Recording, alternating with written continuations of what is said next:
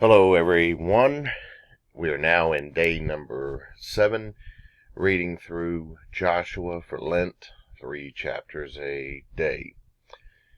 Today we confront chapters 19 through 21, and once more, in chapter number 19, we read of the allocation of land. You see it for yourself via the repetitious nature, the importance of these land records, the conquest that was written about here in Joshua goes quite quickly with very little detail.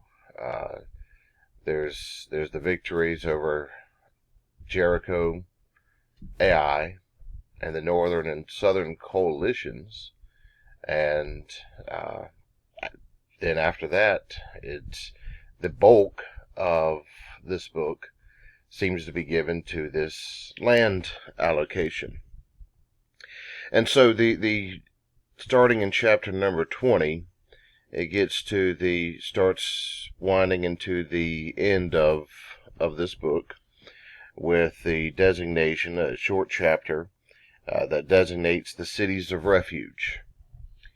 There were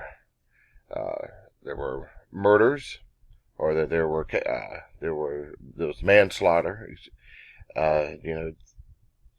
outside of first degree murder, that these cities permitted whoever was guilty of manslaughter and to go into and be protected, because the laws, especially in a honor-shame society like ancient Israel, gave a right to the family of those who were slain to be able to avenge the death of the family member.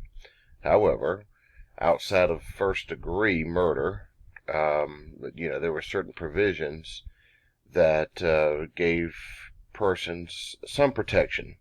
So within each of the 11 tribes, there were these cities of refuge where you could go into them, and as long as you remained in these cities of refuge, then you'd be protected from the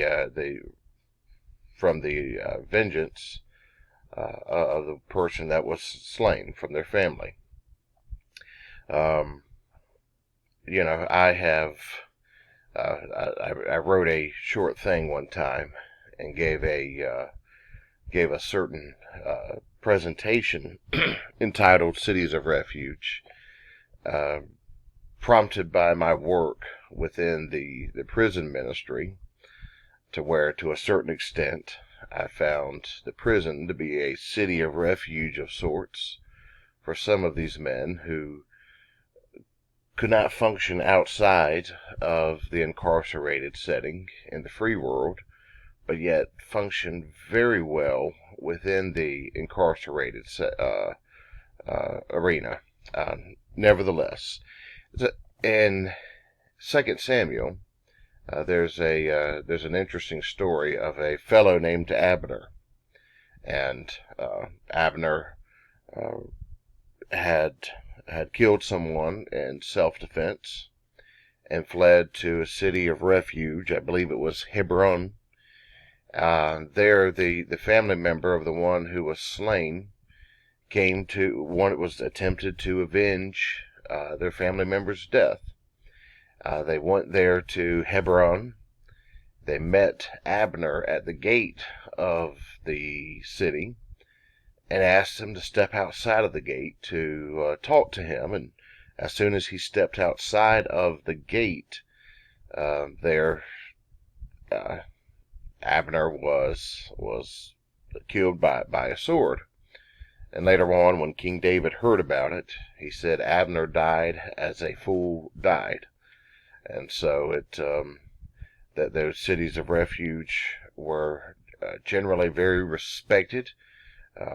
Remember, in a purity system like ancient Israel, persons, things, and places were sacred space, were either could be polluted, profaned, or pure and sacred.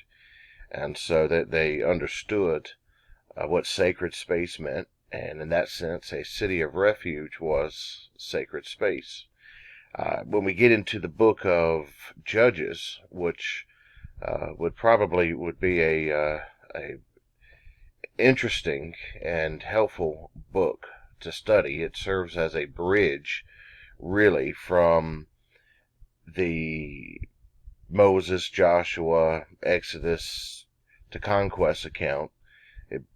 Judges bridges those to the 1st and 2nd Samuel and 1st, 2nd Kings and 1st, 2nd Chronicles, where there all of a sudden are kings ruling the land. Judges serves as a bridge to that. One of the issues in Judges is that one of the cities there was an illegal murder in one of the cities of refuge. Someone had fled to one of these cities and seeking refuge, and yet the one who was coming for vengeance went into the city and killed that individual. And so the refrain in the book of Judges was, everyone does what is right in their own eyes. And that became kind of the setup, among other things in Judges, to see perhaps the ineffective rule of the series of Judges and the necessity of having a king. Okay, moving on. To chapter number 21. It has moved, obviously, into chapter 20 and 21 from the designation of a region of land for tribes to specific cities within each region. The cities of refuge in chapter 20 and the Levitical cities in chapter 21. The Levites, who supported the tabernacle, who supported the system of sacrifices, which sacrifices were not only done at the tabernacle, there were causes for sacrifices to be done in each of the tribal regions, and there were other things that the priest did, including declaring things to be clean and unclean and things of that nature within each of the tribal regions. So while the Levites were not given their own region, yet they were granted a city within each region, which would be used to really support the necessity of the Levites and the priesthood within that region.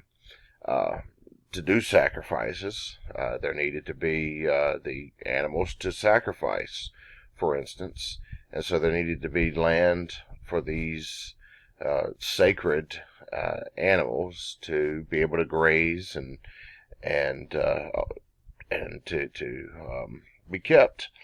And so part of the organization there of early Israel is in those Levitical cities. So at the conclusion of this chapter number 21, it says in verse number 43, the Lord gave Israel all the land he had promised to the ancestors. They conquered it and lived in it. They were secure.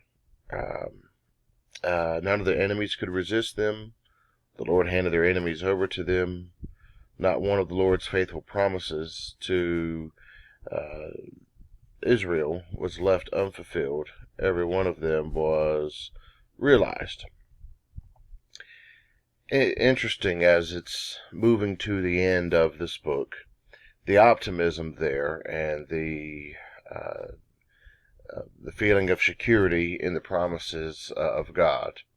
Because as we continue this Hebrew narrative in the book of Judges, and then in 1st, 2nd Kings, and 1st, 2nd Samuel, we get this idea that they're not as secure in their land anymore.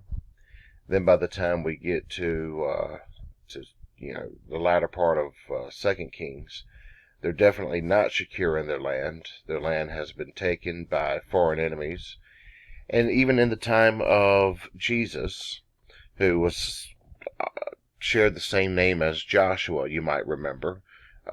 Joshua is just from the Hebrew to the English, Yeshua from Hebrew to English, whereas Jesus is the Yeshua from Hebrew to Jesus, the Greek, to Jesus, English.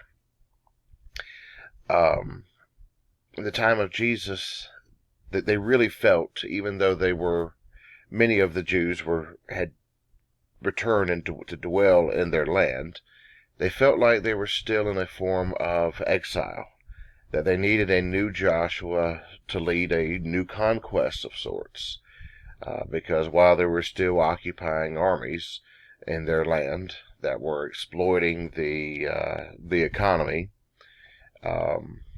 and while it was hard for 90% of the population to survive in their own land, it didn't really feel like they were free. It didn't feel like they were living in God's promises, because of their own lack of faithfulness. And so that's an important benchmark in reading the New Testament, specifically the Gospels, when Jesus arrives to the scene. Here in Joshua 21, with this benediction of sorts in verses 43 through 45, are the way things were intended to be. And yet, as we continue in the Hebrew story, oftentimes they're not living out the way things were intended to be. All right, with that, I'll leave you today and meet you again tomorrow in the final reading. Thank you all.